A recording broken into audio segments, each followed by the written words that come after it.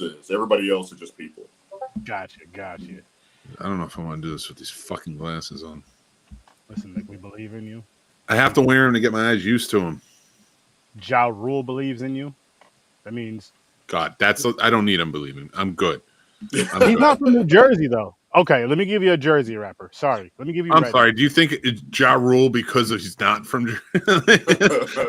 No, there's a whole plethora. First of all, he used to hang out with Diddy, and he was one of the closest. So now what? What do you think? Redman. Oh yeah, I'd hang out with Redman. Yeah, Redman. Or you can bring him back. DMX. I'd hang out with Meth in a second. I'd ask him a million Meth? questions just about acting. What do you mean by meth? You know what I mean by Meth. You fuck around. You know what I mean by Meth. With those glasses on, he's trying to change his life, guys. I've been losing weight. You'll see why in a sec. Oh, because he's working hard. That's why. Don't lie to me. But listen, people, we're here to talk about a film that it was a rough one. I'm not gonna lie to you guys. It wasn't one of the worst we've done. Oh hell no! I've seen Blood Lake, but it might have been almost as boring as Blood Lake, though. This movie had its high moments. It did, but it took 40 minutes to get there, and that was only because of one person. But still, yeah, make it chicken helps. But I'm just saying, there was stuff like that. There was none of that in Blood Lake. It was just a bunch of terribleness. But the movie we are talking about is Shadow Puppets. Yep. Starring Tony Todd, and that's all that really matters to me. Starring Tony Todd? I mean, his name's on for the first 40 minutes of the movie. Yeah, that's exactly. He didn't want to be in the. He read the script. He was like, "Oh fuck." I would say this. Did he read the script? Was there a script for him? I don't think he read the script. In fact, I think he maybe didn't learn the script. But not saying that he couldn't. Not saying, of course, I would never besmirch that man. But he probably didn't read the script, and I get it because the dialogue is a lot. It's a lot to deal with. Like in fact, he said one line that I kept dwelling on is they're going to search around. He's got the Stacy, the woman, and he's got the gun, and he's like, "If I'm going down, you're going down with me." Why? You don't have to leave. Just leave. She would have been just fine in saying, "Okay, go. I'd rather not die. Just get out the door and leave." Get out of the way. And he took a woman prisoner for no reason whatsoever. Yeah, it really wasn't a bargaining chip in any kind of way. And anything he had going on. Technically, he took her prisoner to do the work that he said he would do with her. Yeah. But he threatened her in a way that's like, "You're going to die too if I die." Like, why? I think it was just because he had the gun. Because somebody, you know what it was? Because somebody mentioned the gun. Like, why does he have the gun? Why do you have to take the gun? Because he was a criminal. Yeah. Out of all the people, I mean, that could have been the twist. Maybe if he was the doctor, I'd have been like, "Okay, all right." Or somehow controlling the shadow. That's what I was expecting. I mean, they had him chained up in there like freaking Black Jesus. His arms spread, his legs spread, and the first thing he does when they take the shackles off, takes piss. Yep. I hope that was his. That was, in fact, I know that was him acting. I'm going to say this right now. His idea. I'm betting I wish I could ask, but I bet that was his idea because this movie has no other creativity. No. For the actors to just go and take a piss. No. That was one of the blackest things he could have done right there because he probably really had to pee. He's like, "You know what? Fuck this shit. I got to piss and I'm going to pee."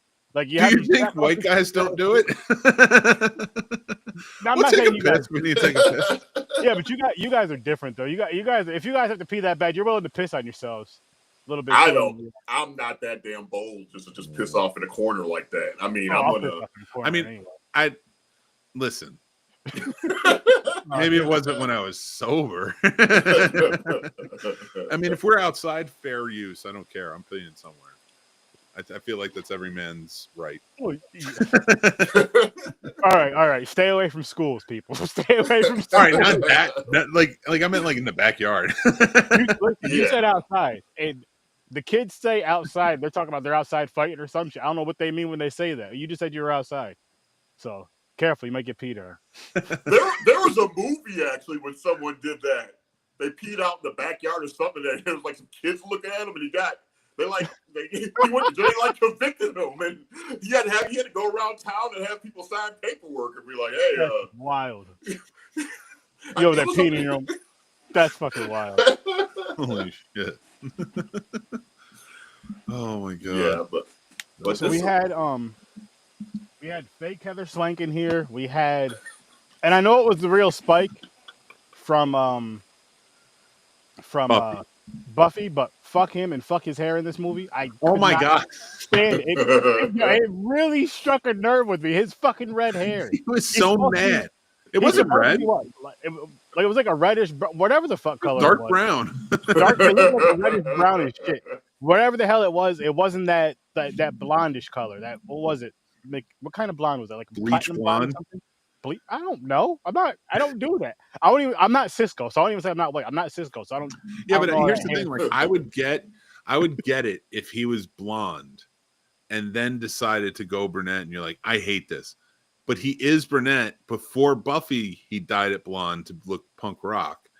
So all he had in his hair was his natural hair color, and you hate him for it. I could not fucking stand it. Listen, you're so mad. Listen, I got a message for you. Listen, man. If you're gonna go around being in movies and shows that I have to watch and review, if you're not gonna have blonde hair, just fucking be bald. Because that natural hair color shit looks fucking stupid. I'm telling you right now. Just or stop acting. You choose. I'm writing this down in my. You have more ick than women. Huh? You ever see those ick things? Like where it's every time a woman's like, oh, ick. And it's like the weirdest things. It's like, oh, every time a guy uses his phone, ick. It's like, all right. That's you. Another thing I had to say to this movie. Now listen, I'm going to go back about a month, maybe 2 months. Really quick. I was talking about this movie Firestarter. I'm going to mention it right now. I was not saying fuck you to Trevor on that episode, people. I was saying fuck you to the Firestarter movie, which made me make this fuck you button for movies like this Shadow, people. Notice why Trevor's not here, though. So conspiracy theory still ongoing. Listen, Trevor is not here. Has nothing to do with 30. He was just here last week. And that whole mix-up was like 2 months ago. But yeah, so Firestarter is the fuck you button. So when you see this button come up, it means the movie was a bunch of bullshit. This movie was a bunch of bullshit. I was hoping to like it because Tony Todd was in it, but he wasn't in it that long. And the part where after he gets unshackled and all that shit, after he pisses and all that, I thought he was gonna get killed off. When we were saying like, he's gonna get killed off right here. He was in the movie for like literally 5 fucking minutes. I would have flipped the fuck out. Like, what the actual fuck happened? See, that would have been the shocker. That would have actually made more sense than the actual shocker that they supposedly had at the end. Mm-hmm. I don't know. To me, the whole thing was just What was the shocker in the end? I still don't exactly know. Well, like Dr. Itbay or whatever the hell his name was, Dr. Meba something, whatever his name was, that he was a doctor or whatever, and he was the one that I think that was that the shocker? That was the little twist. The vampire guy. That was supposed to be the twist. I guess. So the guy in the chair who was in a coma. No, not him. The shadow guy. No. The shadow was something completely different. That was like their little experiment thing they were doing. Yeah, that was created from erasing people's memories or whatever. The doctor was fucking fucked up hair. Spike with the fucked up hair. Yeah, it was a Buffy dude. So he was Mangala. That's right. Yes, he was. Okay. I'm not calling him Spike with the fucked up hair. Did you say Joseph Mangala? Well, I think that Mangle or whatever they call him in this, but it sounded like Mangala, so I was like, I went with that because he was like Jack Mangle, and I was like, are you going Mangle, or are you trying to go with Mangala because he's doing that? Would have made more sense. Like anything would have made more sense. The bones of Joseph Mangala turned into a shadow and terrorized the people in the insane asylum. Boom! There you go. You have a story. Like there was no legitimate story as to why that shadow thing was there, besides trying to erase people's memories and change them or whatever. But that still didn't really make sense. And No. actually, that didn't make any fucking sense. You could have just zapped him like you did with the doctor that was passed out in the chair or dead or whatever the fuck was going on with him. Yeah, but I could have swore that was Hillary Swank at first too. I was like 100% convinced. I was like, is that her? But yeah, that was Jolene Blaylock to Paul from Enterprise.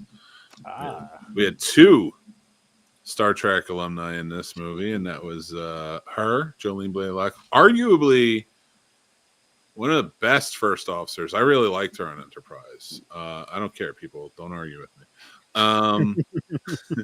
And of course, Tony Todd, who played Worf's brother, Kern. So I actually thought Stacy didn't do that bad of a job at the end. She was believable crying. Mm-hmm. I mean, she was actually believable crying and stuff, but everything outside of that. So the very last 30 seconds of the movie, you thought they nailed it. Troy was like, yo, look, Oscar worthy. They nailed this shit right here, but the rest, I don't know about that. Yeah, basically. Like, I told you earlier, man, the way they were acting in the beginning to me, it was very Resident Evil-ish, like with the master of real wooden.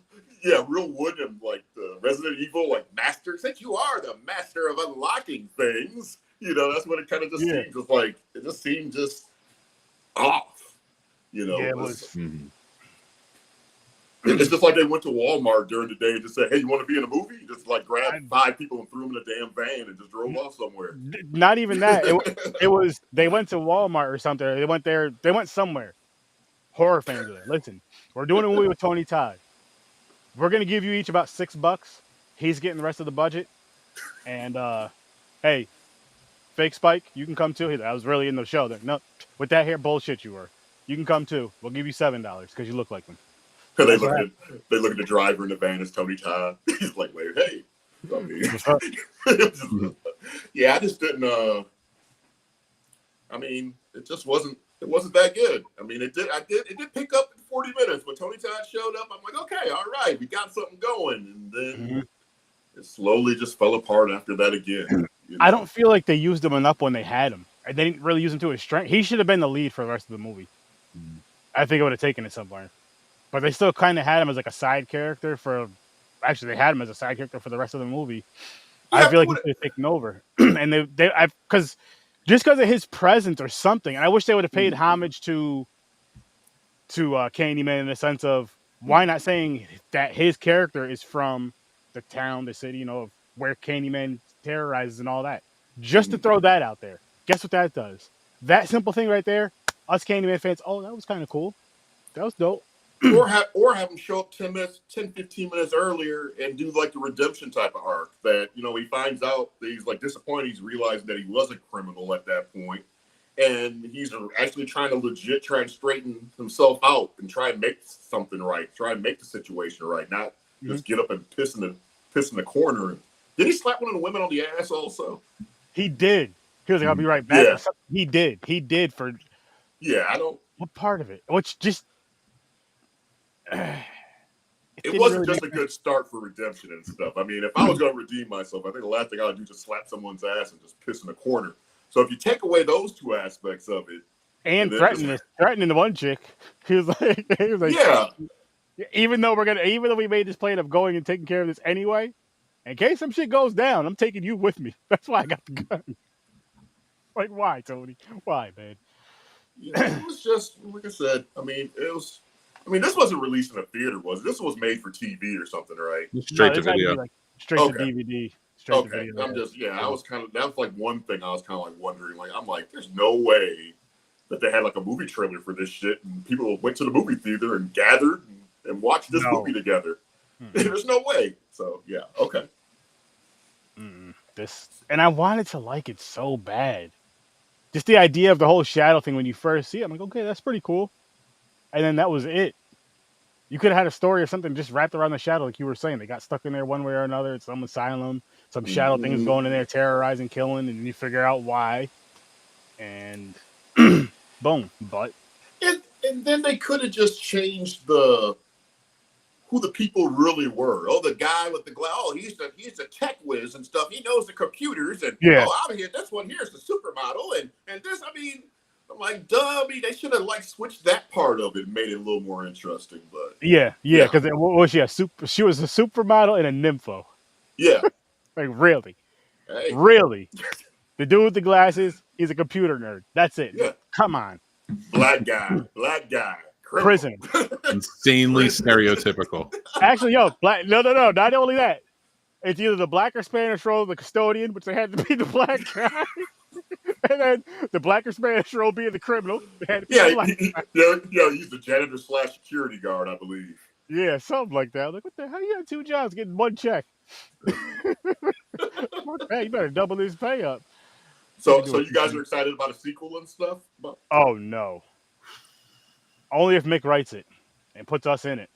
Hey, you want me to Cube is a better version of this. Watch that. There you go. Don't watch this movie. Cube is not a bad movie at all, though. Cube is actually pretty interesting. No, dude. Well, that's what I mean. But like, if you want this prison trying to figure out mystery type of movie like this, and it's for horror fans, sci-fi fans, things like that, Cube is a better replacement for this. Oh yeah, by far. Although I will say Tony Todd was really good in this, and James Marsters did an all right job too. Like again, very wooden stuff, but Tony Todd, it seemed like he was really having fun with the role. Yeah, he was definitely having fun with the role. Yes, he was. I wonder how much he got paid for a role like that. Scale. I'll tell you what, though, it took the money back for him coming with that fucking stupid ass haircut. And I'm not talking about Tony Todd. I'm like, listen, man, you got to dye your hair. We're trying to sell a movie here, man. This is why the movie flopped, because of you and your fucking hair. Oh my god, no, it was a terrible movie too. But that really, Troy, because me and Mick were watching, I had to do like a watch party thing. That shit really fucking bothered me. Every time he came on the screen, I was complaining about his hair. Every fucking time, damn near. It was getting on my damn nerves. Man, I missed the watch parties. That shit was fun. Oh yeah. They're coming back. I will be around. That was some fun shit, man. Sitting there shooting shit, watching 80s old school 80s movies and shit. That was a blast. But the days, like days, like 2 months ago, 35 years ago. Oh my god, this movie was bad. Well, name one highlight outside of Tony Todd. There had to be Jolene Blaylock in underwear the entire time. All right, I'll even take away the obvious of stuff like that. I'll say the first kill with the shadow thing was pretty cool when they showed the things coming out through the guy, like through his chest. That was pretty clever, and him going like this and realizing he can't do anything. Why not do more of that? Give us more shadow people kills throughout the movie. Because they wanted people to talk in rooms for 10 minutes and then show them running around for another 10 minutes and then finally have this shadow thing show up that for 5 was seconds. Another thing that got on my nerves. Yeah. Me and Mick were talking about ridiculous. Yep, that whole 40 minutes could have been done so much better just to enhance the movie. For when they decide Tony Todd shows up. One part that I did like was the girl that was in a swimming pool. I mean, outside of her swimming pool, but her getting out and then them showing the shadow. You kind of had like that. Remember that movie Species with the alien shit? That kind of gave me that vibe. Where it kind of showed she had some tentacles or whatever for a minute or whatever. I mean, that looked kind of cool and stuff. I thought that was maybe a direction they were going to try and go in, where the shadow was kind of revealing who these people were, who the bad person was, or who the monster was. You know what I mean? But they didn't even go that route. So I don't know, man. No, I agree. Yeah, it was a rough ride. It was a rough fucking hair day for this son of a bitch too. Look at this. Let it go. I can't, man. This is just. It doesn't make any fucking sense. Nobody's hair should look like that, especially his. That's just. Oh my god. It could have been way worse. I mean, it could have been way worse. They should have gave him more money and just been listen, man, we'll pay for the dye because this is just this is really. It's gonna bother somebody.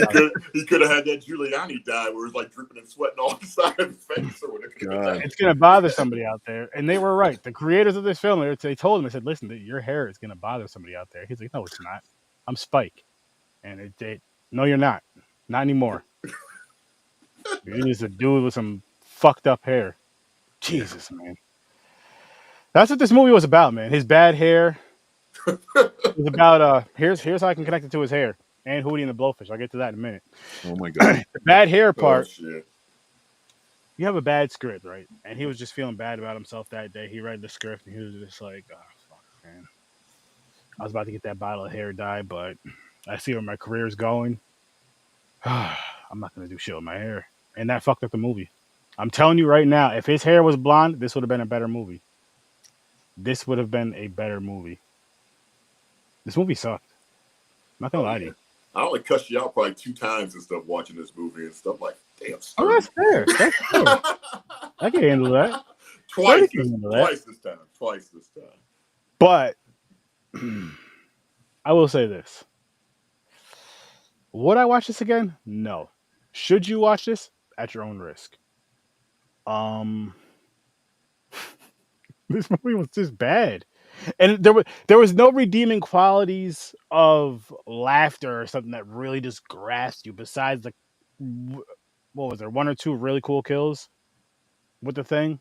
Then you had it taking the chick underwater and then bringing her up, and it didn't even show anything. It was just a shadow, and you heard her screaming. That sucked. I didn't even hear her scream. This is like I didn't really know at that point maybe I checked out at that point. That might have been this countertop needs to be wiped down type of shit when that part of the movie was going on. Because I remember the guy saying get out of the pool or whatever. I remember that part. And I remember the shadow like kind of creeping up, you can see it like in the water, but I don't remember anything that next like 3 or 4 minutes after that point. And he brings that up too later, and she's not a part of it, right? Like she gets killed by it. Mm-hmm. Doesn't she? Yeah. So like, so I never understood. Like I didn't understand then, like what, because you set it up, then he calls back to it in reference, and then you never pay it off. Mm-hmm. No. Because I thought it was a part of her at one point. Yeah, because that was the perfect definition of the perfect setup for foreshadowing. Just that first initial scene with her with the stuff. That would have been perfect. That would have made sense at least. But it would have been 10 times better. Well, it would have been 1 time better, 2 times better. So this monster just dissolved people into like nothing, just in the blood splatter, basically, right? Unless it brings it down, I think so. Unless it brings it down to that thing, because remember where what was her name, Suzanne or some shit, fell in that thing. Stacy. Stacy. Yeah. That was a part that was laughable right there. It's like out of any place in the world you're gonna go, is in that damn thing. No light. Yeah, in that damn thing. And what bugged me too is they said how light, like they mentioned light was its weakness. They didn't try to use the flashlights at all to protect themselves. Like they had the flashlight in their hands, didn't turn it on or shine it on the shot. They just let it happen. I'm like, what the fuck? They just start running, screaming and shit. Oh yeah, that part right there made 0 sense. On my cue, let's turn the lights on. Now, what the? Why? And why didn't they close the damn lid once they got out? That was another thing. They just left the lid right open. Why didn't they turn the lights on running down the dark hall? Just turn the lights on before you even go. Just turn them on. You're acting like the flashlight's going to be on for like 2 seconds and then turn right off. Turn them on. Go down the hall. Oh, my God. I also want to understand the physics of the shadow monster and how shadows work. Because is it really just a beam of light has to hit it to hurt it? Because light is light. Yeah. And I don't... And don't even get me started on the lack of cinematography in this movie and the fact that you're telling a story about shadows, but everybody had a goddamn shadow because you were lighting low. Anyway, I hope they picked it up since 2007, and I'm sure they have. And this is a feat for somebody to do. They made a movie, but when you're making a movie about a shadow monster, stop putting shadows in your movie. Rule of thumb. But one of the big things for this one with me was it showed up in rooms that had light. How does light not affect it? Because like it can't go into the room, like the padded rooms that are really well lit. But it was standing at the doorway where the light was shining through. So it's just like there's a vicinity. And then when it's flying through the woods and it's like it's daytime. Yep. You literally need beams to beat this thing. Because you mentioned it. What did you say? You were like, it's daytime. How's it so? And on top of that, why is it going up, up, up, up, up? More. It flew into the light beam. Yeah. Made 0 sense at that part. I'm just like, why? Just Oh man, Yeah. So they tried. They Yeah, they tried. But tried. it was way too fucking. It was an hour and 42 fucking minutes too. That's too long for a movie like this. It was too much. Like I swear, if somebody cut all the times they're walking quietly with the scene right before that precludes it, you're gonna and take that audio and just put it over them walking. I know you can't match it up or anything. You would cut this movie down by like 20 minutes probably. Mm-hmm. I think that'll make a big difference. I think it'll make the story. It'll make the story That way was something more. that made. It'll make it way more cohesive than what it ended up being. That would make it make more sense because there was so many parts where they're just standing around, they'll be talking, and then they'll go on this little journey, not say a word to each other. Like, what the fuck? Yeah. Why do we have 10 minutes of silence and 10 minutes of nonsense in this one room? Go ahead and move and talk. And then the damn door scene, when the phone was ringing, the door was locked. Everyone tried their go at trying to open the damn door. I was like, okay, well, you're turning the knob. Obviously, you throwing a chair and then running up against the door a couple of times. It's not going to open the door. You know, it's just like that. I thought that part was ridiculous. It was like just overacted all the way across the board, even for Tony Todd. You know, but he was well paid out of everybody. I'm sure that he got paid great, and everybody else got a banquet dinner meal and stuff. And like with 2007, like Jolene Blaylock and James Marsden were sort of like past their hits, you know, like with Buffy and Enterprise. But like, Tony Todd would have had to be the draw here in 2007. Like, he's the biggest one. So, they did utilize him well, but just for like first 40 minutes, he doesn't show up. Like, it's that's too much for somebody who you're really banking on. You know, I didn't even know the other two were in it. Yeah, or even give him enough time where if you're gonna have him be the criminal, have him in it like 15 minutes before, you know, have him like a nice normal guy and stuff, then kind of reveal like, oh shit, I am a criminal or whatever, you know.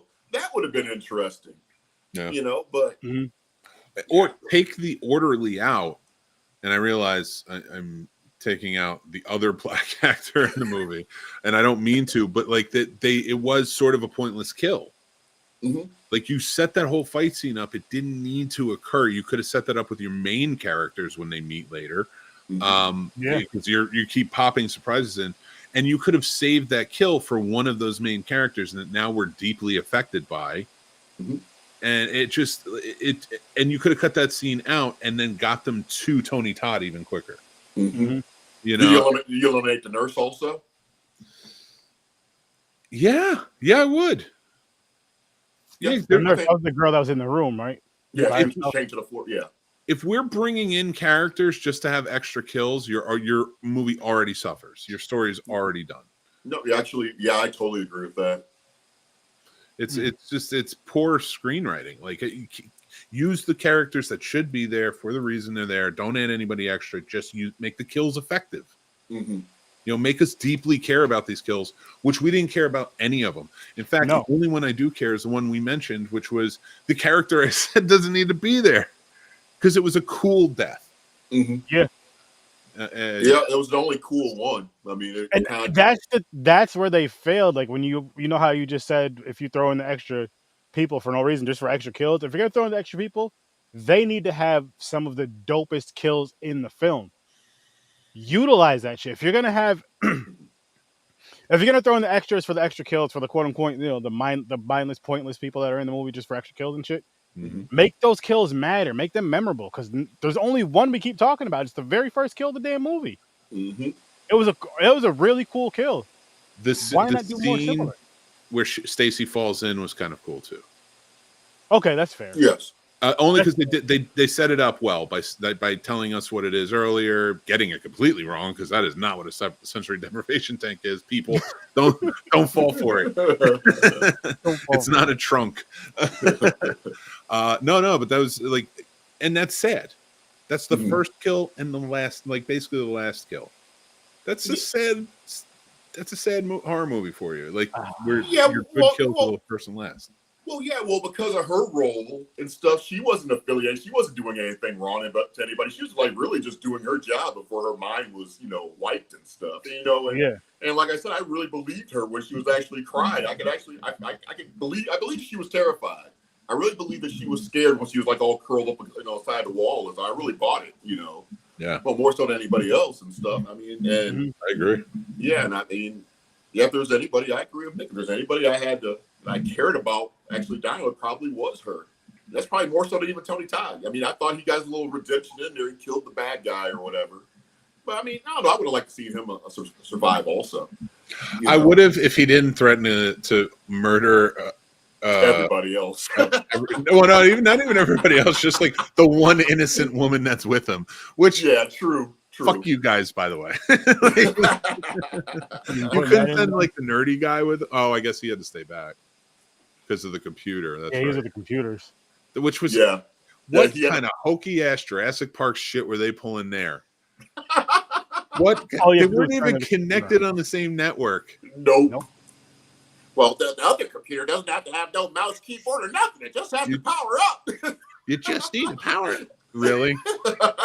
Okay. I mean, I wish it was that freaking easy.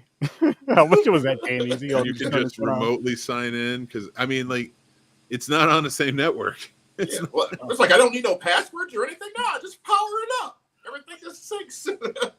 So crazy. Yeah, it was. It was weird. I want Riff Tracks. I hope Riff Tracks has a version of this movie because that would be a funny one to watch. Yo, you know how much talking you'd have to talk for most of that fucking movie. All them scenes where they're just walking, not saying anything. You gotta make shit up. It's like Aaron Sorkin's worst nightmare. He fucking loves his talking and walking. Oh, and then just to top it off with that fucking hair, man. Gosh, it's fine. Don't lie to people, Nick. That was bad. It's his normal helmet hair. Well, yeah, you can't knock the guy for his normal hair. He needs to cut it. He could do something about that. It is exactly the same hairstyle as Spike, except it's brown hair. That's it. I'm just saying. Some people can't pull off brown hair. Did old white men with white hair and white beards hurt you? And young men who had blonde hair but now have brown hair hurt you? No, it just looks stupid. Figure this out. It looks stupid. You were slighted by both. You hate Leslie Nielsen and like Steve Martin. And then oh my God, you hate them? They're not funny. Thank you. They're American treasures. How many other guys you know that like Leslie Nielsen could just read something and seem so serious and be just so damn funny all at the same damn time?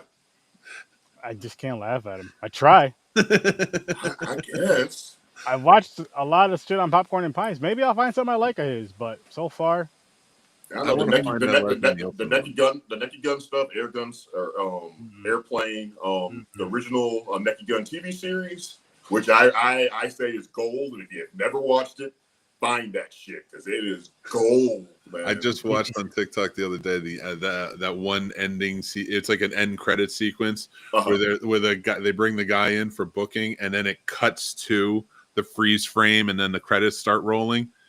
But the guy who's like arrested is like everybody else is frozen, and he's like, so he uncuffs himself and runs out. Does he like beat it on the screen at one point too in front of him or something? I don't remember. I just saw him like kind of run out of the office, and then that was the end. But I remember, that scene from the show. They all freeze. This is the end of the show, and he runs away. Sorry. I'll tell you what. We'll watch Forbidden Planet. He had brown hair, and oh wait, never mind. Maybe it's a better movie. It is. Well, I mean, then Naked Gun. I mean, that's hard to argue. It's a better movie than this. Yeah. Well, I mean, and they got the other guy that's coming. Is going to be the new Frank Drebin. So I don't know if that's going to work though. Liam Neeson. Yeah, I don't know if that's going to work. Oh, just got that. Leslie Nielsen was Frank Drebin. Now Liam Neeson. Anyway, probably you paused, and just shook your head like in real time. It's like, no. I just figured it out. I put it together. No, yeah, I don't know that we need to redo them. They're redoing American Psycho too. Yeah, I saw that. Who's going to be the actor? Austin Butler. You look him up. I'm not telling you. Yeah, we got to see if we get hair approval from him or not. No, there's so many damn remakes and stuff. I mean, can't we just leave some of those movies just in the past? It's just the way they are. There's still so many great stories out there that can be movies about. You can open up a Ray Bradbury short story book and make movies about the whole damn book if you wanted to. You know, agreed. If you want to do remakes, listen, remake some shit like this. Remake this shit. Make it make sense. We Put did. some better directors and some other people behind it. Make it make sense. Watch Cube. Shadow puppets. There was no shadow puppets. Why couldn't you make the shadows take over the people's minds or something? They're the shadow puppet and they're out killing people. Something. Or have the supermodels sitting there controlling the shadows like they're puppets, or have somebody doing some shit where they're controlling so they can be puppets at that point. And yeah. Calm down, Sturdy. I already gave you plot roast. You can't have Did I Fix It? We're not fixing shadow puppets. I don't want shadow puppets fixed because Tony Todd was in it. Mm-hmm. And he's gone now. You can remake anything else of his, but not shadow puppets. Nah, fuck that. You can't touch Candyman. They already did. Yeah, it's already. Where were you 3 years ago? No. What I said was, you can't touch Candyman unless you're black. Everybody else, keep your monkey paws off it. Jesus. Well, technically, Jordan Peele's company is called Monkey Paw. So. Yeah, but it wasn't a shot at Jordan Peele. It was a shot at everybody else's monkey paws. Keep those monkey paws. Clearly aware you were not telling Jordan Peele he's not allowed to remake Candyman. Jordan Peele can do what he wants. Jordan Peele's a saint. Jordan Peele can do whatever he wants because he's putting out great stories. That too. Amazing stories. I understand why some of you people don't like him. I don't know. I don't think people that don't like him. I think the people that I do know that don't like him, I think they just overread into what he's trying to do, you know. And I think that's where, if you come in, like we've talked about it before, if you go into a movie with the mindset that, oh, this character's going to be too OP, so I'm automatically going to withdraw this movie or whatever the case may be, you're not going to have a good time. So you're just wasting money going to the movie theater anyways. You got to have some type of an open mind. So, you know, what bugs me about people who don't like what do you call it, Jordan Peele movies? It's the same people that like, and don't get me wrong, I like Taylor Sheridan's shows, but they're heavy-handed as hell. Mm-hmm. You know, they are definitely pitching a way of life, a lifestyle, their whole agenda, the whole nine. Mm-hmm. And I'm not against it, you know, because it's indigenous people getting, their word out there and stuff. But the same people who are completely fine with that and watching cowboys for 20 minutes with nothing else happening, just cowboys being cowboys, would come in and start bitching about the heavy-handedness of Jordan Peele when it's like he's the most subtle. I agree. Then there's no heavy hand. As a white man, I can watch that, learn from it, but I could also just watch it and not take any of that because it's not heavy-handed. He's not smacking you over the face with anything. And it just pisses me off because it's the same fucking argument every time. And it's like, but you watch this shit. Yeah. Well, there's people like that even with like Black Panther or whatever. They'll watch every Marvel movie underneath the sun, but they'll take a step right over Black Panther. And I don't think there's anything. Like with me, I'm out about Black Panther because Black Panther might be in my top 10. It might be like 7 or 8, but it's not my favorite Marvel movie. And I tell some people, they look at me like I'm insane. You know, you're not representing the culture. I'm like, well, I mean, yes, you are. Because the culture to represent is a fan of a movie. Absolutely. That's the culture that we're talking about. That's the culture that we are, people. It's not a black or white. We're just a bunch of movie lovers, and we all have unique opinions. And the beautiful thing about us is that all three of us can love one movie, and we can describe it in 3 different ways. Yes. You know, and that's what's awesome. You know, that's what's amazing about the movie community. You know, that's same thing with bad movies like Indiana Jones or this. Boom. Same thing. We could discuss it. We could all hate them. And we all have our, see? They know. That's why they're not saying anything. No. I'm not saying anything because it's your show, and I respect you. Kind of. Indiana Jones is an American treasure. I will always live and die by it, you know. You both gave me shit over the past couple of weeks over my feelings of Indiana Jones, but hey, there's always going to be one. I don't know. It's just that the thing about that franchise is, I mean, like my favorite is The Last Crusade. I like the father-son dynamic more so than the other ones. And even like the newer movies. I mean, even the newest movie, I did not like hate it.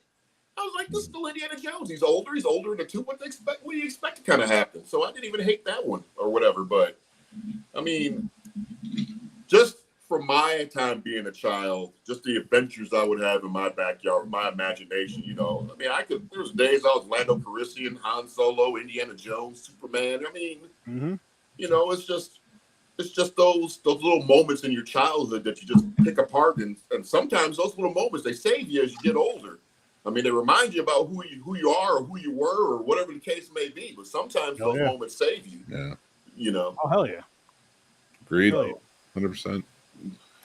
Yeah, and right. I get annoyed with people like with the Indiana Jones, like bashing something like that. It's because like this last one, I had fun with it. Now, was it great? No, but it was fun. No, but neither was the one before. And even like Last Crusade and Temple of Doom and everything, like I always had fun with them. I always like, and there's ones I like more than the others, you know, just like you said with Last Crusade. Yeah. But Raiders might always be my favorite. Very fair. But it's just, but they've all been fun, and I've always had a good time with them. And if you're going to tell me by the time you get to the fifth one and he goes back in time, that's unbelievable, but face melting is believable, and then the ripping out of the hearts and all that, and the voodoo and everything, that's fine. And then it's like, what are we talking about? When it comes to Indiana Jones, like nothing's believable or it's all believable. Absolutely. And then even talking more of like a George Lucas-ish type stuff, even like a Rey Skywalker, Star Wars. I mean, I don't like the character, but I don't like her for the reasons that the populace don't like her, for that woman being OP and all that type of stuff. And I mean, that never really bothered me. I just don't like the character. I just thought it was just something kind of like thrown out there, When there's other things that you could have did with the Star Wars universe if you were going to go that route like 30 years into the future. There's a bunch of other different things I think you could have did. But for her being OP and all that, that wasn't one of the reasons why I didn't like her as a character. I don't think, I didn't mind her being and I agree with you. I didn't like any of the characters because they weren't fleshed out. Like it just, they were built up. I thought Force Awakens being the best out of those three. Absolutely. Was building up to something good. And like, I just wish JJ had continued or at least oversaw for the rest. But yes, because it was derailed. Let's face facts. Rian Johnson derailed that completely. So that's why Rey sucked. Yes. That's why and Finn and everybody sucked because of the poor writing. Yeah, because we were led to believe that Rey Skywalker was important, or whatever you want to call it. Then all of a sudden, the second part, she was basically, she's a nobody. Her parents are nobody, and all this type of stuff. So it's kind of like ruined the whole thing. And then, I mean, I don't know. It's just, and then I was pissed off because you can't have all the main characters just be together for one time. For the old school heads that just love Star Wars growing up, you couldn't have had Han and Luke and Lando and all of them like in the Millennium Falcon one last time or some shit. I mean, that's another part that kind of like got me upset. Not enough where I want to throw away the whole Star Wars franchise or anything like that. But no, you're right about it. We mentioned that on Popcorn and Pines too, about how that's something that they just one time, just one scene, one nice little scene, something funny, something cool, something cute. Just for the fans, it's like a goodbye, a send off, or whatever the case may be. And then because we lost some of them, and now it's like, what the fuck? You couldn't do that. Even if the movie still sucked, we still got that moment. I'm going to be honest with you. I think we need to get rid of. I think they need to take. If you want to have Rey work, say it. I would take out not Force Awakens. I would take out Last Jedi and The Rise of Skywalker. And just continue the story from there. You don't have to have Luke in it. You don't have to have Leia in it. You don't have to have Han in it. You can bring back Chewie and all of them, and then just she's a Jedi, and then we learn how she became a Jedi. Can we make Finn Force sense? Well, yeah, that's what I mean. Like throw out the two, and then bring whoever you want back. set it like 15 years later or something like that. Yeah. And then like tell an intriguing story based off that. Because he kind of demonstrated he was force sensitive. He had in the some first moments. one. Yeah. In the first one, especially. It was the other. Let it along. Yeah. Yeah, it was annoying. For sure. Sturdy's like, it's horror with Sturdy. Not Star No, Wars. I'm fine with this. I know the movies.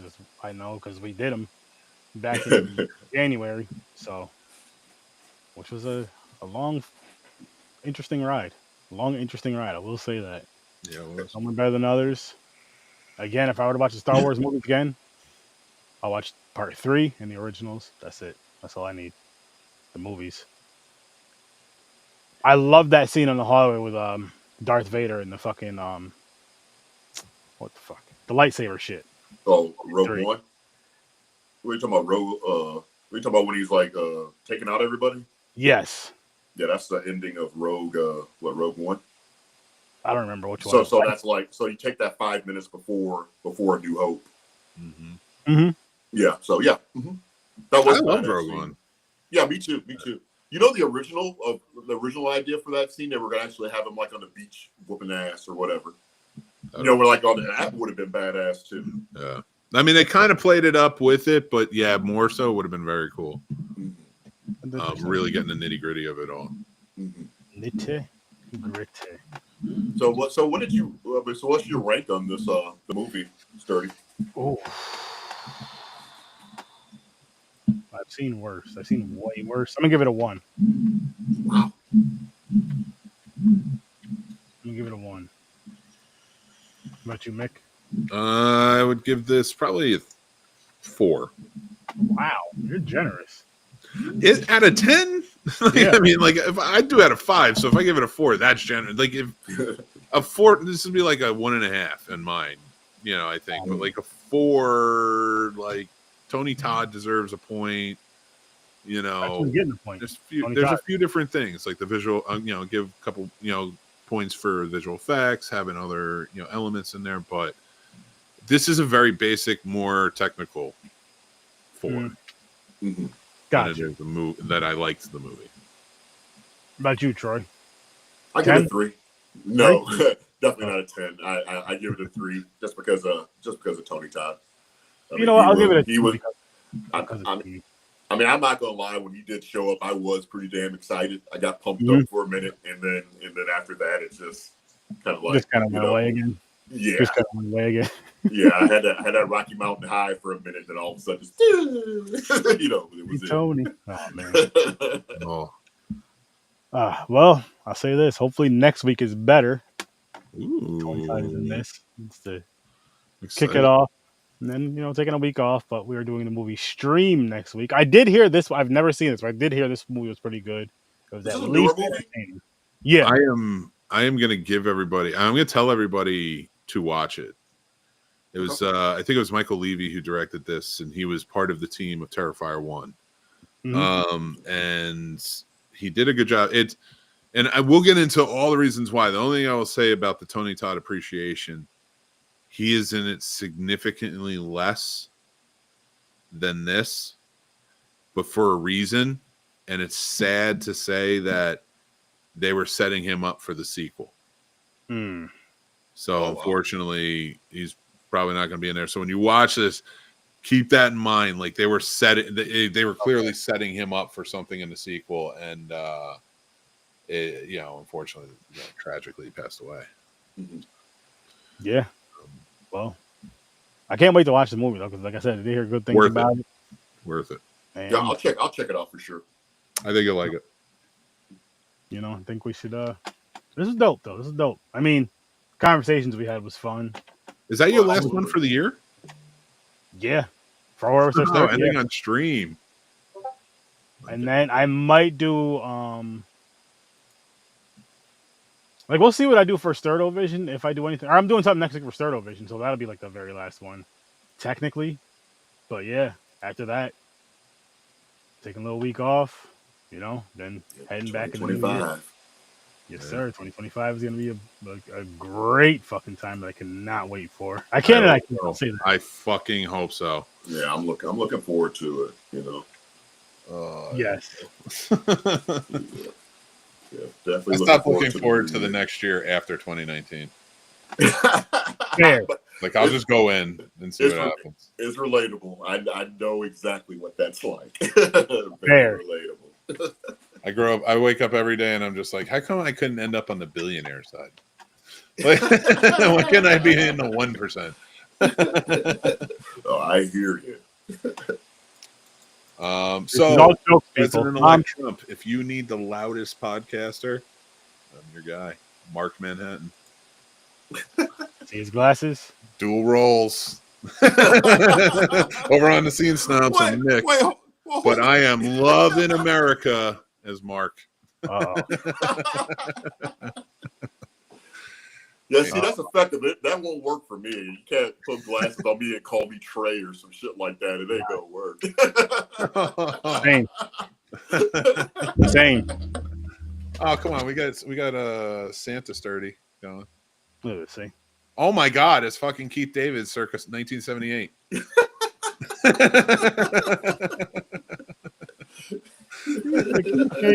And go back and look at Keith David in 1978. Tell me I'm lying. Oh my goodness! I'll take it. Get you ready. Oh my God, I love it. Oh man, but listen to this. I gotta show you guys something. And Troy, take it away. Hang on, let me see this comment first. Oh, that's nothing. That's nothing. That's just my stuff. You should make him big if he's making an announcement. I'm gonna pull this thingy up first, and then.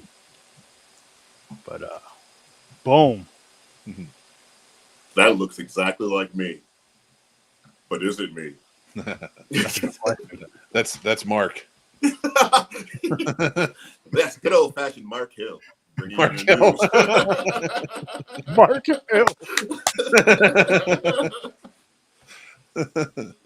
It's cool. I'm looking forward to it. You know, like I said, it's a start. 2 episodes a month, and I said Sturdy's going to be my interim co-host, but anybody else is welcome to join. Definitely would like to have you all make the second episode. We're going to be talking about anticipated movies for the year, or most anticipated, or whatever. So I'm sure we all have our own deal. So I would love to hear. I would love to hear that because there's going to be a lot of good movies next year. So for sure, definitely I'd love like to have you on. All right, talk some movies with you. Hell damn yeah! So see, I got two shows already set up. Boom. There you go. I'm real happy for you, man. Like I'm real excited for you. That's why when you asked, I was like, I got it. I gotta get my guy. I gotta help my guy get started with this show because I know he wants to get a show, and I know how it feels when you want to start a podcast, especially when it's something where it's like conversational. You want a movie and you want someone to talk to. Mm-hmm. So like for me, it was like hitting on my brother Henry or hitting on my cousin Michael. Like, yo, what are you doing this weekend? Yo, so let's watch that bet. Matter of fact, I'll order the food. Let's fucking 3-4 movie. Let's just knock some out and then talk about it. Yeah. And that's how it was at first. And it gets tough too though because school, work, and kids get in the way. And I mean by them with their school, us all working, and then their damn kids getting in the way. Their school, the kids' school and work getting in the way and all that. I joke, I kid, but you know what I'm saying though. There's like all that shit. There's all these things that are just like stockpiling. So just like, listen, I'm gonna be there. I'm gonna be a temp because I know he's gonna find someone that's gonna lock in. But I'm gonna be a temp, get him going. He's gonna knock it out. Well, no, I appreciate it because it could be because I've done like radio shows, like internet radio shows for like years, but it does take a lot of time. And now I'm at the point in my life where I don't really have the time to produce. I just want to click the damn screen and just talk and do my thing and be out after that point. I don't have to worry about anything else, So, he's at that age too now, people. He's 65 years old. That's I'm 50, but that's what he tells. That's his industry age is 50. well, I can still stick and move, so they say. Anyways, I'm trying. That baby making stuff. He's old and nasty. Talk about sticking and moving. Hey, no, that's hey, listen, Erykah Badu. My friend over here is single, and he wants you. Erykah Badu, Erykah Badu, she can get it. She was in House of D. Huh? She was in House of D. House of D. I'll let you find it. It's a good movie. It's a very good movie. I'm going to do a search on that. Yeah, she can do. I mean, she can get it. I'm telling you, he loves her. I don't care. Some people say she's a witch. I don't give a shit. I don't. Yo, that is a typical guy answer with like that woman that they're just like absolutely crazy about. Just like, man, like, she killed. She's gonna bite your head off like literally right after. I don't care, man. I don't give a shit. Like, No, what like happened that, to Troy? like Robert was telling me, he's like, they say she can stare at people's eyes and you stare at eyes and mess up your soul. Shit, I guess my soul will be fucked up. I don't care. I just don't care. Yeah, I forgot how many people were in this movie. David Duchovny, Robin Williams, Tia Leone, Anton Yelchin, Michael Chapman, Frank Langella, Orlando Jones. Like, there's a ton of people. But Erykah Badu, I remember, she's plays a good role in it. Shit, yeah, I'm gonna check that out. It's from 2004. Okay, very, very cool.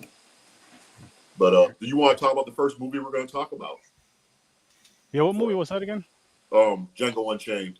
Yes. Yeah, I've never seen that before. Oh, great movie. Yeah, it is really. I mean, arguably, I think with Quentin Tarantino is like a mindset thing. You could ask me like in 5 different times of my life, and I could probably tell you like 5 different answers what my favorite Quentin Tarantino movie is. Because Kill Bill was definitely up there for a while. I mean, I definitely, I love Pulp Fiction for a while. But Django to me just does something a little bit different than the other movies. I thought it was more perfect revenge movie than what the Kill Bill series was. And not saying Kill Bill's bad. I think it was a great movie as well. But it's just something about Django. This Kill Bill and Inglourious Bastards, I'd say, are good movies. Like 3 of his best. I mean, I love Pulp Fiction. Don't get me wrong, but like those are add-on like. That showed him shine, that and Reservoir Dogs and such. These are like pinnacle in my opinion. Yep, I totally agree. And then we're going to talk a little bit about Creature Commandos because I'm definitely enjoying that. And then some entertainment news, and then our nostalgia talk is going to be a business that has went out of business that we miss and why we miss it and why it was important while it existed. So that's going to be the 3 things we're going to talk about for the first episode, and we'll see how it goes. It's gonna be fun. It's gonna be fun. I'm happy for you, man. Like the first episode. I appreciate that. Oh man. Hope you're not nervous, Troy. Nah, I'm gonna have my suit on, my monocle, a top hat. I'll be fine. Maybe a derby, a cane. You never know. I might do a dance performance. You just never know. Twirl a cane. Oh shit! I don't want to be on that episode. Why? I think we know why. The Django movie? Next, he's going to want me to dress up in a suit with suspenders and a big cigar. I can see it now with the way we joke with each other. Like, listen, this is my first episode, and we only picked this movie because Mick wanted us to watch it. It could be worse, man. I mean, you'd be like, you could be like, yeah, we wanted us to watch Roots, and you just kept on apologizing, saying you were sorry the whole time. I'm sorry, but I want you guys to just see it, and I'm sorry. It could be worse. Oh, shit. Oh my gosh. Pick the whitest movie you can for my episode. Oh. I'm just kidding. I don't even. Yo, Troy. I think you should take that challenge for Mick and go super white. That Mick's gonna be like, what the fuck? Which is, Mick really isn't that white. We all know this, but yeah, I know that. You know that super white where he's gonna be pissed off. Don't tell. Trump's watching. Don't tell him that. I'm keeping an eye on you, and quite frankly, everyone's talking about it, people. Mark, your number one advocate. the enemy within, in.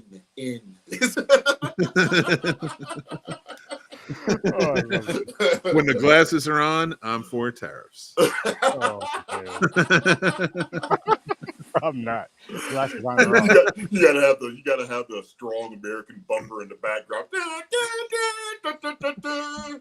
I'm Mark Manhattan, and I'm for tariffs. Mark Manhattan and Mark Hill. I love America. I'll be Mark Hill, and I'll just do the bit where I keep on walking up the shit, put my leg up on top of it, and just get higher and higher each segment or whatever. That would be hilarious. But seriously, make sure you guys tune into his show, January 9th. It's going to be a great freaking time kicking it off. And then Mick is going to be back here not here, on the Scene Snobs, Tuesday, the 17th, Christmas episode. Hell yeah. A bunch of dope shit's going on. My black ass is going. I love Yeah. hanging out over there at the Scene Snobs. Troy's black ass is going to be there. He loves hanging over at the Scene Snobs. And hopefully there's a bunch of us over there. Mick's definitely going to be there. He is the Scene Snob. So make sure you guys show up to that and have a great time. It's going to be a holiday hootenanny, right? No, he's not. Yeah, it's going to be Christmas and Y2K themed. So 25th anniversary. And I am the Scene Snob, but there are the Scene Snobs. Paul will be there, of course. Of course. Producer Paul. We got to get, He's marking Mick. If he puts his glasses up, he's Mick. Paul will be there. See, I want to get Mark and Mick on my show at the same time. I had an idea for the podcast, the video podcast, to interview myself and record it like this, and then edit it that way. That'd be badass, actually. I was like, I can't do it at the moment because I was like, this is too much. It's just too much with actual planning real episodes. And I was like, I can't keep adding this to my plate. But I am excited. I might give that a try again. I have tried it with other things, but I want to play with it a little bit. That'd be entertaining. Oh, I am doing a DJ set on Saturday night. Maybe tomorrow. Maybe. But definitely Saturday night. Yeah, definitely Saturday night. No, last Saturday night was a bunch of new people. It was a blast. We were playing like just 80s, just music the whole damn, like 80s, like Prince and Michael Jackson, just the whole damn night, like 2.5 hours or whatever. And everybody was engaged and communicating. It was a really, really good time, Had my drink and had my oils. The oils kicked in about hour number 2, and I was just loving it. I was loving it. You guys need to tune in. Like if you guys just want to kick back and listen to music and get some laughs, definitely go there. Especially if I'm there causing. I mean, I'll be over there causing trouble every now and then. We talk some shit. Me and him go back like it takes not even 5. The full song won't be over 5 about my bullshit, and then he goes right back and feeds right into it and gives it right back to me. But it's a great time, fun people, fun atmosphere, fun vibe. He takes requests and make sure when you request specific songs, you request them at the right time. Don't be trying to request no hip hop crazy shit during a smooth session. It don't work like that. Yeah, I tried. It's been working, but you were like, you weren't even requesting hip hop. You were requesting like some Broadway stuff. It was like some Oliver Twist shit or something. It wasn't. Oh no! No. It was that Charles Hamilton album I sent you. But I was just like, because the first song would have fit with the vibe you were going with. But I'm like, he doesn't even have that song on there yet. So matter of fact, you reminded me. I gotta dig back through the messages. I gotta find that link so I can add it. I got you. Okay, yeah. I'll add it because I got because I'm off tomorrow. Hell, I might do a set tonight and just say F it because I ain't got nothing to do. I mean, it was like once you get older and stuff. Let me go ahead and lean a little bit forward so I can teach y'all something. You're young and something. Sometimes, just working hard during the day, just getting your ass home and having a Tombstone pizza is bliss. It really, really is. I mean, this is like sometimes I get home, I just get that pizza, and I'll just be sitting there, I'll just sit on the couch and be trying to watch some TV or playing a video game. I'll be like, no stress, no nothing. I'm like, you know what? This ain't that damn bad at all. Compared to like other shit, I'm gonna tell you this. There's times, right, where the wife will come, hey, what do you want for dinner? You know what? I'll just stop at Fred's and get some bread and get some she'll either get the chicken salad or the tuna, make some sandwiches, have some chips, and I'm good. I'm gold. Day after work, I'm chilling. Like just something. I don't think people really understand that. Sometimes the simplest things, like as far as a meal, some dudes, oh man, I need a heavy meal. Fuck that. Give me a goddamn sandwich some nights. I don't want no heavy ass meal all the goddamn time. That's why we're so damn unhealthy in America as it is. No, you're right. Like a nice sandwich or like a nice pizza or something after dinner, just like something real simple. It damn near brings you back to your childhood when you're like, when you're at that stage, when you're old enough to get home on your own and make something on your own, and it's usually a Tombstone pizza, a sandwich, hot dogs, fish sticks, something real simple, real quick. Not even because you can't cook, it's because you're lazy. Like at the end of the day, it's because we're lazy. We get used to that peanut butter and jelly shit to where we love it. Then as adults, it's just like, yo, this brings me back to my childhood. It's just like, I was a lazy bastard. I could cook my ass off, but I'm just going home making peanut butter and jelly because it's quick and I want to get home and fucking just get. You know what it is too? It's like getting the eating over with and just kind of relaxing and doing nothing. Yep, Doing I nothing totally agree. feels so good. No, it's just I'm a firm believer. You know, lately I think it's like, you know, you like sometimes you kind of put yourself in a corner. You kind of like, well, why is all this bad shit going on? You know, well, maybe like these things are happening is just because maybe you're being tested that because you're still not appreciating the small things. You know, you're not appreciating the little things in your life, and maybe that's the reason why you're getting like beat over the head by a bat, like all this other shit. Because you're still not grasping those little things. But once you start grasping the little things, those big things don't even mean anything anymore. It's just like, oh, that shit happened. Well, I got this Tombstone pizza, so I'm gonna sit here and chill, you know, and I'm gonna fight another day tomorrow. And again, you know what I mean? Going back to like where it's.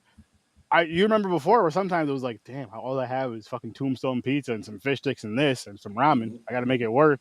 And then there's days where you're just like, yo, I can go for some Tombstone pizza or fish sticks or ramen. Yo, you have fucking, yo, and don't give me, you'll have like the best steak, the best, everything that you would think you would want in the house, but you want to go back to that simple shit for whatever fucking, you get mad as shit. Like, you're like, yo, listen, I'm going to the store. For what? We have everything. I need some peanut butter and jelly, or I'm gonna lose my damn mind. I'm going I'm telling you, man. Some days and stuff you just want grandma's old Mrs. Paul's fish sticks and shit.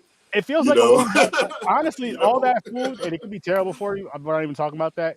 It feels like a warm hug at times. Them simple foods from your childhood. It feels like just like everything's gonna be okay. You're good. Eat this. Shut up. Watch your show. Laugh and just have a good time or whatever's going on. But you're gonna be all right. I totally agree. That's why you need the simple foods. See how we got around to that? Oh, I did not forget about the Hootie and the Blowfish song that goes with the if the sun comes up tomorrow, let her cry. It was talking about the shadow. Let her cry. Died. She was crying. See how she woke up the next day and she was crying? Boom, it was all over that. That's why. You're welcome. Make sure you guys tune in next week to Horror Source 30 at 8 o'clock Eastern Time. Make sure you tune in to Popcorn and Pints every Saturday at 9 o'clock Eastern Time. We're out of here, of course, again. Scene Snobs, Tuesdays at 7. Their holiday episode is next week at 7. This gentleman right here, down here, Troy, January 9th, his live or his pod.